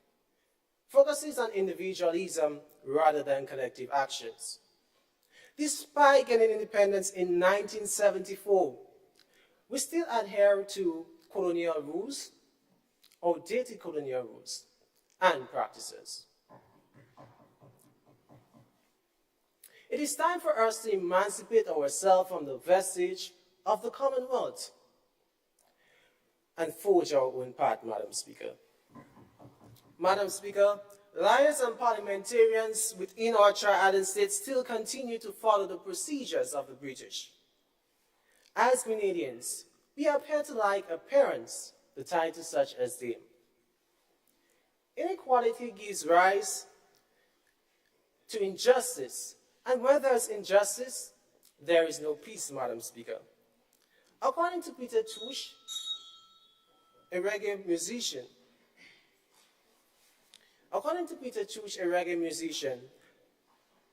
we need equality and justice. Just take a look at our neighbor country, Jamaica, who demand compensation for their suffering due to colonialism. The Commonwealth is built on cohesion. Madam Speaker, hand me your country or I will shoot you. We cannot deny the reparations cannot be denied, Madam Speaker. The ability to acknowledge the wrong that was done and saying sorry can take us a long way. We are not measuring how much is owed. The Commonwealth is not effective. That is why it continues to fail our nation. Permission to, Madam Speaker, can you grant me 2 minutes? Thank you very much, Madam Speaker. Despite our independence, we continue to hold colonial democracy. According to Dr. Alex, a former law lecturer of the University of the West Indies, we need constitutional change. We need to remove the Queen or King image in our money. We need to declare allegiance to the people of Grenada, Carriacou, and Petit Martinique, and not the Crown of England. As I conclude, Madam Speaker, the Commonwealth failure to adequately support Grenada, Carriacou, and Petit Martinique towards self-sufficiency and true independence underscores its effectiveness as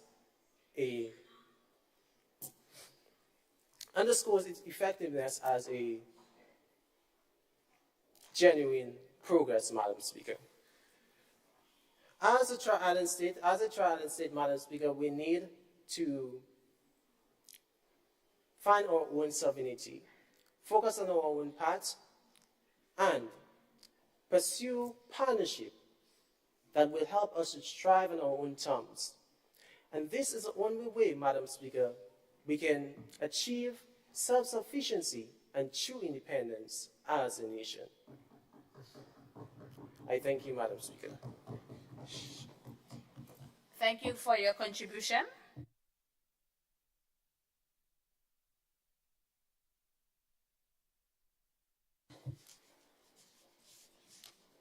MP for St. Patrick West, Minister for Legal Affairs, Labor and Consumer Affairs. Thank you, Madam Speaker.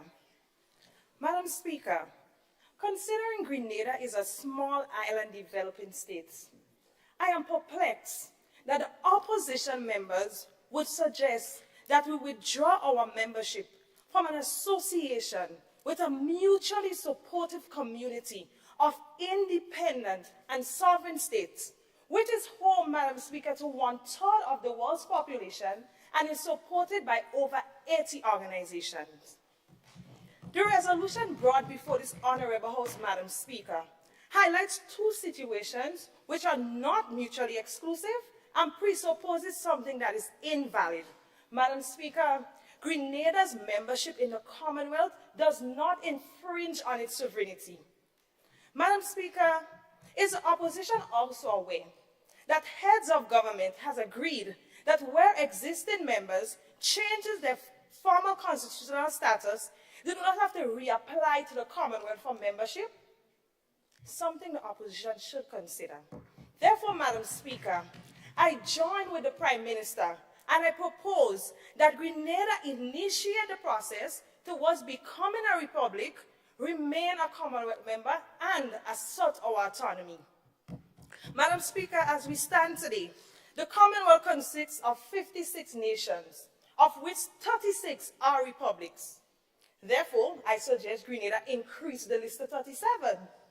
Madam Speaker, from interviewing several legal professionals, they all shared similar sentiments.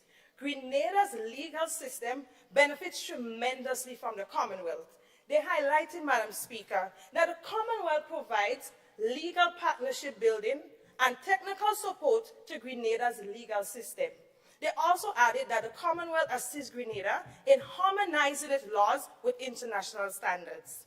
Madam Speaker, one legal prosecutor shared that Grenada's withdrawal from the Commonwealth will create more harm than good. His reason, Madam Speaker, is that the Commonwealth has provided platforms for its members' prosecutors to share legal experiences and also allow them to discuss means of moving forward with the legal system. This, he shares, has strengthened Grenada's legal system and continue to advance the decisions in making laws for our system. Madam Speaker, the opposition argued that some countries have left the Commonwealth. Are you aware that this was either an involuntary withdrawal or it was a suspension, which was followed by some of these members reapplying for membership? Madam Speaker, a prime example is Zimbabwe. In 2003, they withdrew from the Commonwealth following a human rights violation. Madam Speaker, in 2018, they reapplied for membership. This speaks volume. If the Commonwealth prevents its members from asserting autonomy and being self-sufficient, why would members reapply? Something the opposition should consider.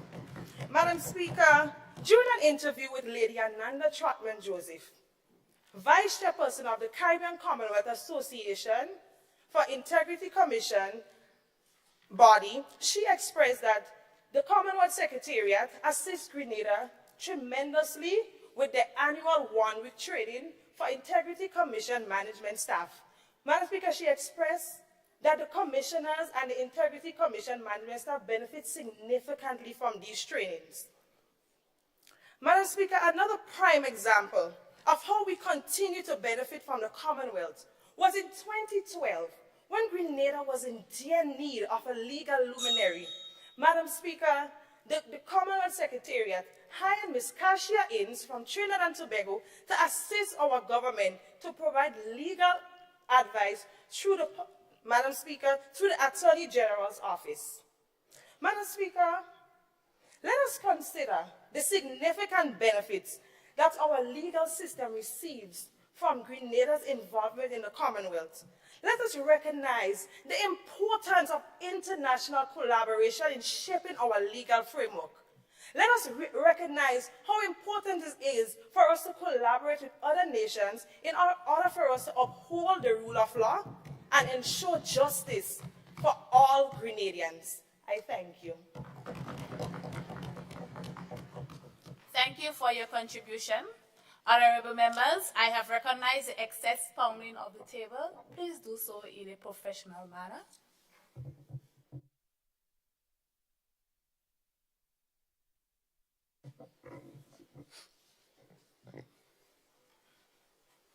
MP for St. George South, Minister for Implementation and Transformation. Thank you, Madam Speaker, for allowing me to deliberate in this honorable House. Today, I stand firm and resolute with my colleagues in disagreeing with the mood brought forward. My former Vice Principal often said that he shall leave no stones unturned. And today, my fellow colleagues and I have left no stones unturned as we delved and discussed each and every preamble brought forward. As a rule of context, I am the minister with responsibility for mobilization and transformation. And just as my description states, I am here to get things done. Madam Speaker, when greeted with this resolution, I sat in my office for hours, pondering how I may contribute saliently to this resolution. And then it hit me. Grenada has recently gotten its 50th anniversary, And just as many other nations worldwide have adapted to a more digital lifestyle, so too shall I make a digital contribution. Madam Speaker, I must agree to some extent with the opposition that Grenada should strive towards some form of self-sufficiency. However, moving away from the Commonwealth may pose more harm than good in the long run. As it stands, there isn't any country that is truly self-sufficient. However, according to the United Nations, if I may be permitted to quote, a country is self-sufficient if it can feed its own people with its own production, end of quote. Madam Speaker, in 2023, the Leiden University, a university located in the Netherlands, computed the percentages of each country's current land mass, and they found out what would be required in order for a country to feed its entire population. From their findings, Grenada required 968.98% of its current land mass in order to achieve this form of self-sufficiency. Madam Speaker, this basically means that we must go from 344 square kilometers to now 3,333.36 square km. Where are we getting all that land from? Madam Speaker, this brings the question full circle. Does Grenada have the capacity at this very juncture to adequately provide for its people? The empirical evidence suggests otherwise. However, what we can do is look at a different kind of sufficiency. Now, the Commonwealth has presented with us a great learning platform in collaboration with Coursera to achieve this. Here, young people can educate themselves for free and further develop themselves. Madam Speaker, in fact, I have actually done a plethora of these courses thanks to the Commonwealth. In terms of digital transformation, we will utilize these platforms to further enhance the young people of this nation and allow them to gain knowledge and to further their education. Imagine if we can get 500 individuals to gain skills in programming and then to further enhance themselves, maybe in the field of agriculture, we can develop here in Grenada, little Grenada, our very own agri-tech. Madam Speaker, I is a farmer. And the truth is, I am heavily involved in the field of technology. If a simple yet effective means or a program is developed that can detect whenever my crops are lacking nutrients, and this information is relayed in real time back to me on my device, then I will be grateful for it, as I know that I'll be able to create or generate a greater yield. This is the transformation and change we need to look at as a nation before thinking about leaving the Commonwealth. Madam Speaker, fun fact, but did you know that Grenada is in debt? The Commonwealth has developed a system, and this system is known as the Commonwealth Meridian. This system, partnered with the ECCB and the IMF, allows for countries to utilize the data gathered over the years to assist in developing the best possible method of mitigation. Isn't it wonderful that we have been able to get such assistance from the very said people that the opposition wants us to move away from? Madam Speaker, may I be permitted 2 minutes to wrap up? Thank you. Madam Speaker, according to the official website, the platform also has an e-learning aspect to it, which means that if our very own people can gain knowledge from this platform, they too can also acquire a different source of revenue, a different source of income. Benefits, might I add? Now, the truth is, I must commend the opposition for thinking outside the box and wanting to jump into the unknown. I must commend them for wanting to step out of alliance with fellow nations that have experienced similar situations to us. becoming the first Caribbean country, as well as a small island developing state, to leave the Commonwealth for good, would allow for us to stand out, and to stand out like a sore thumb. However, we, the government, believe in realism, and to step out into the great unknown at this juncture is a recipe for disaster. Leaving the Commonwealth may take Grenada out of the frying pan, but it will place us into the fire, a fire we, the government, refuse to allow our nation to end up with. With this, I conclude. I thank you. Thank you for your contribution.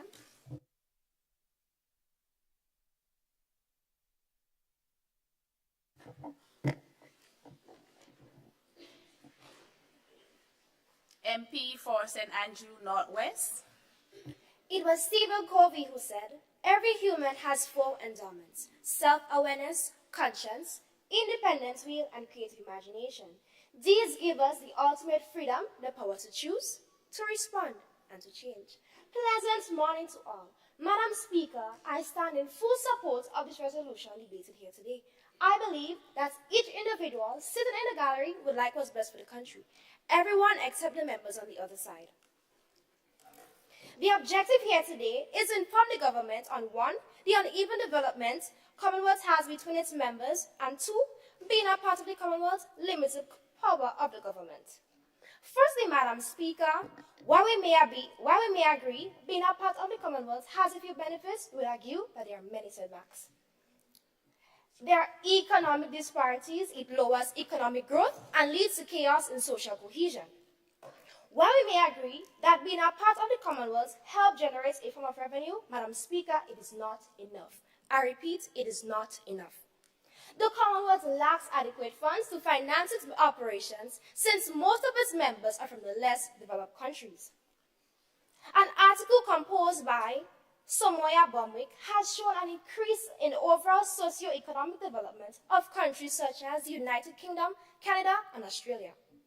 The larger countries continue to grow, while the smaller ones like ourselves have our economic growth stunt. Don't you think it's unfair to us? If the Commonwealth cannot help us in increasing our GDP, most will help in the development of our country, then there is no point in remaining.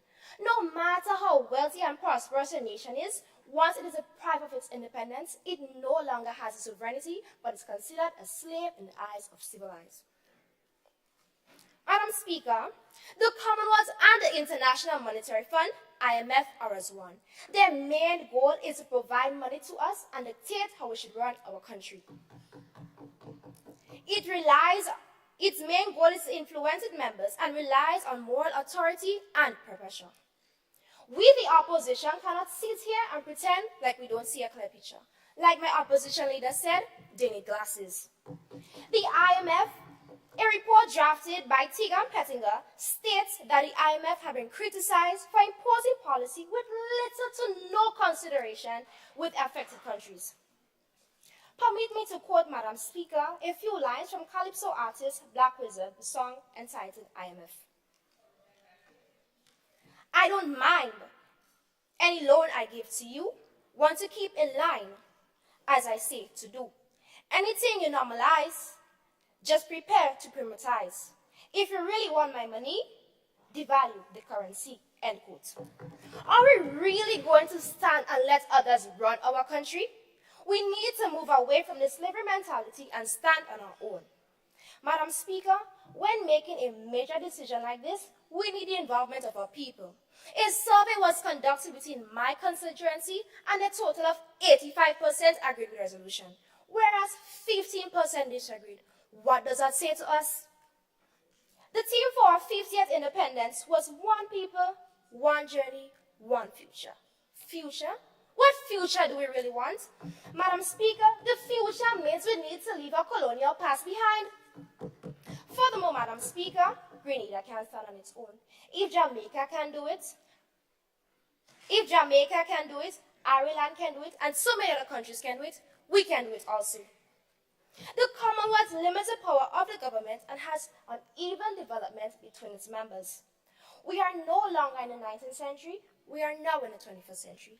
We need to take a stand, we need to move on.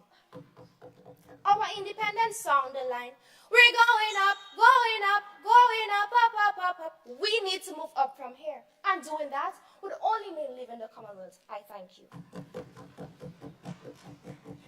Thank you for your contribution.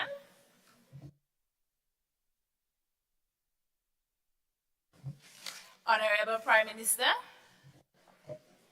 Thank you, Madam Speaker.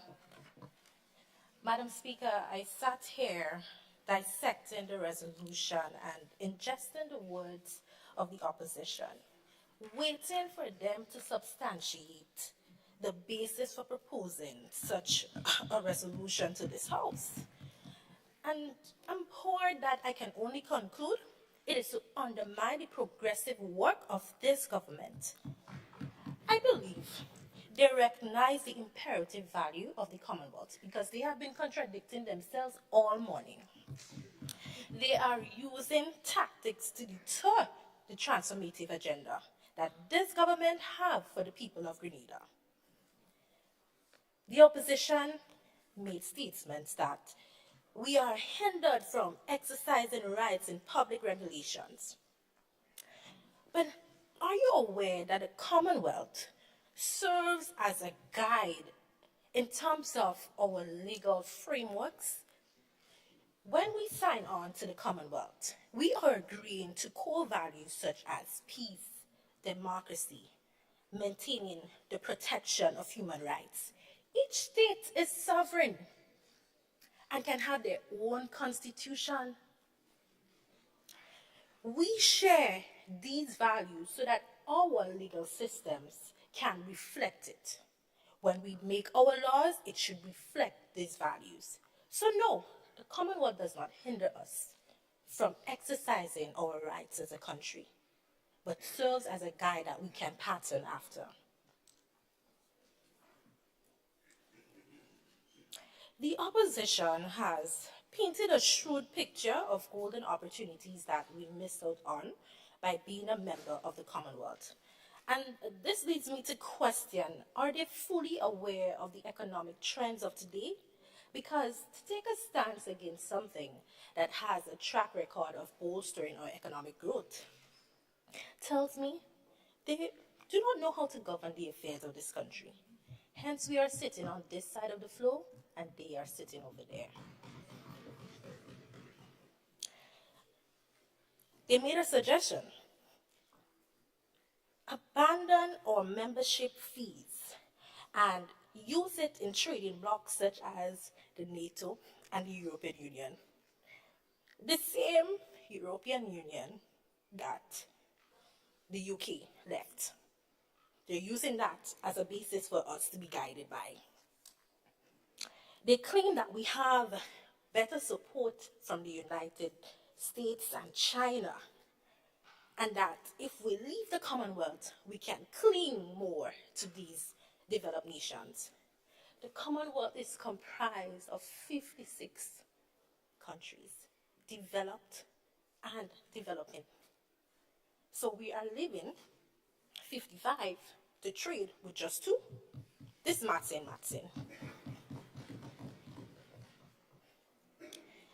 And again, it is important to know our past, but it's also important to not dwell on your past. You must be able to look forward. It started out as a British Commonwealth, but it's now the Commonwealth of Nations. If the UK so wanted to have a hold on us, why allow others to join? Why allow others to change from a democratic state to a republic? They claim it is portraying a false narrative. But there is research to show that we have been benefiting from the Commonwealth. I fail to see the narrative that is false here.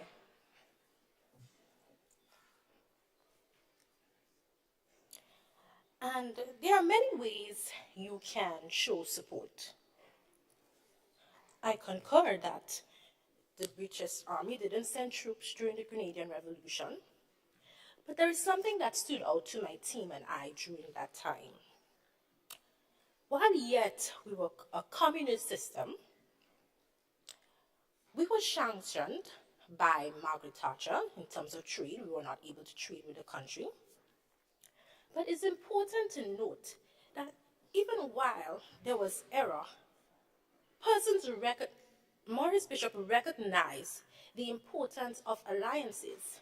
So why now we are in good standing, we want to break our alliances? My fellow members has shown you how much of an assistance the Commonwealth has been to Grenada. The Commonwealth isn't outdated. It is a living entity that allows its members support network in achieving the greater good for their country. What started out from a negative past has flourished into something beautiful. So we must give commendation where commendation is due. Thank you to the UK for bringing so many nations together. Madam Speaker, my team and I walked into this room with ambition, innovation, and vision. We are liberated. We are bold. And this country is indeed advancing and prospering. We stand in solidarity against this resolution because we are working for the greatest good of our country while being a member of the Commonwealth. Thank you. Thank you for your contribution.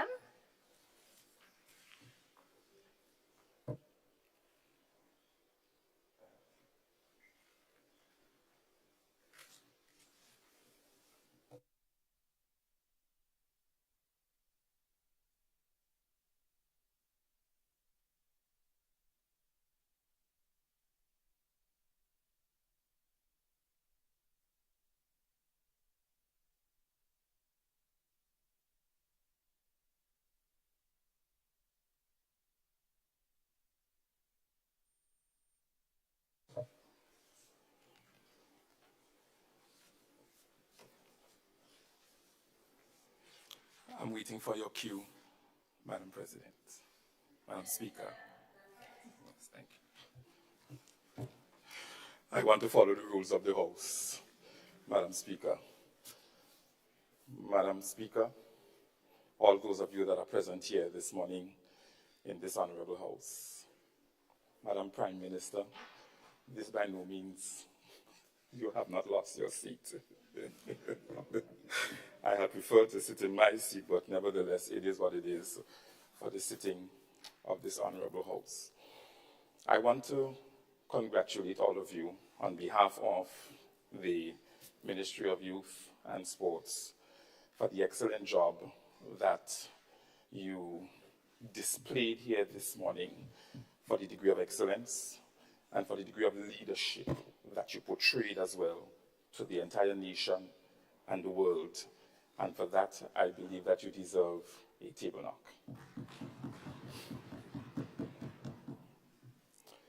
I was sitting there and smiling a while ago because I was saying to myself, you guys are a little bit more orderly than how the actual House operates. And your rules are extremely strict. But nevertheless, it speaks to the cadre of parliamentarians that we are breeding and we are developing at this particular point in time. I am particularly pleased also because we had an opportunity to delve into the high degree of research that you engaged in over the past couple of days and weeks. And I can tell that for some of you, speaking may not be your number one forte, but you did stand and you executed with, again, a degree of excellence and confidence. One fundamental thing that I want to say, though, as it relates to research, I was waiting to hear the opposition say to the government that currently there is a high degree of uncertainty, even amongst the Commonwealth countries and Secretariat, as it relates to the COVID-19 virus and the global pandemic that it created, and the Commonwealth's ability to handle crises like that moving forward, and the implications it may have for it to be able to bolster the members that are under its auspices and supervision.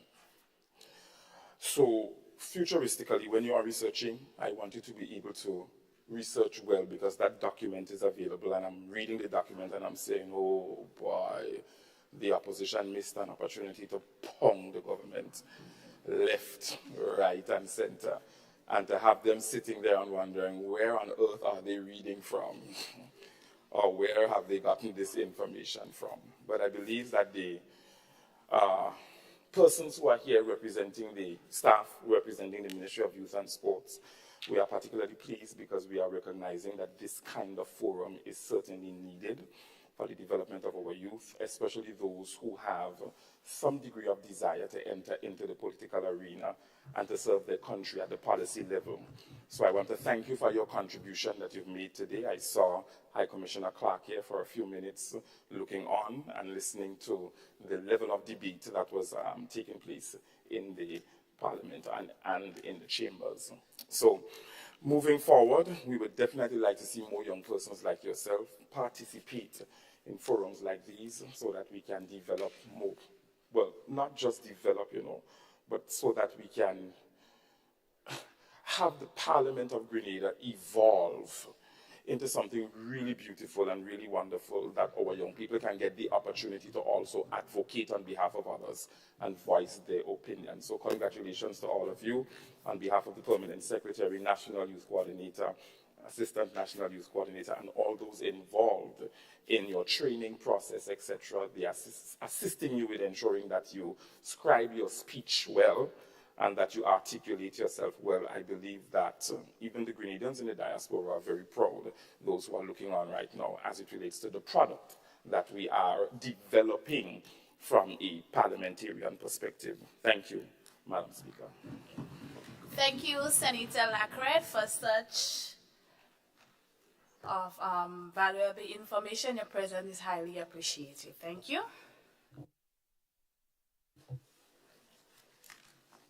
Honorable members, the question proposed is that the following resolution be agreed.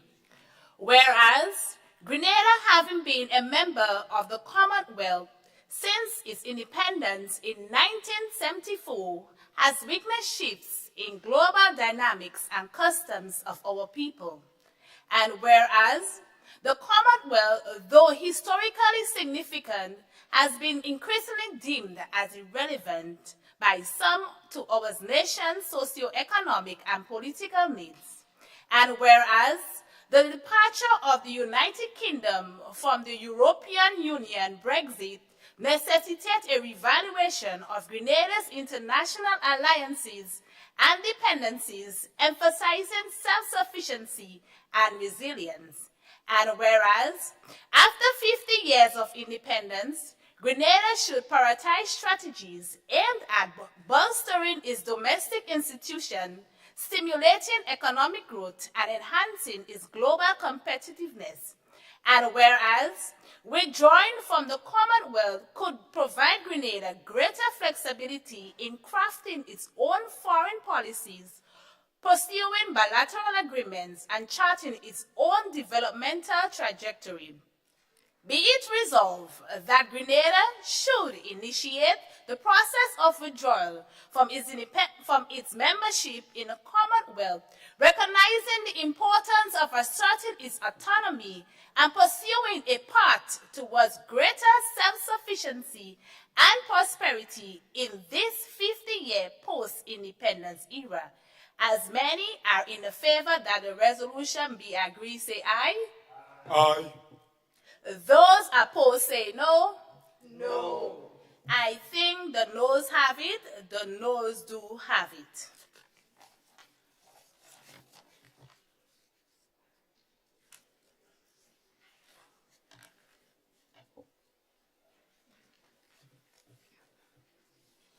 MP for St. Patrick East. Thank you, Madam Speaker. Madam Speaker, I move that this honorable house be adjourned, signed did I. Honorable members, the question is that this honorable house stands adjourned, signed, die. As many as are of that opinion say aye. Aye. And of the contrary say no. I think the ayes have it, the ayes do have it. The business of this youth parliament stands adjourned, signed, die.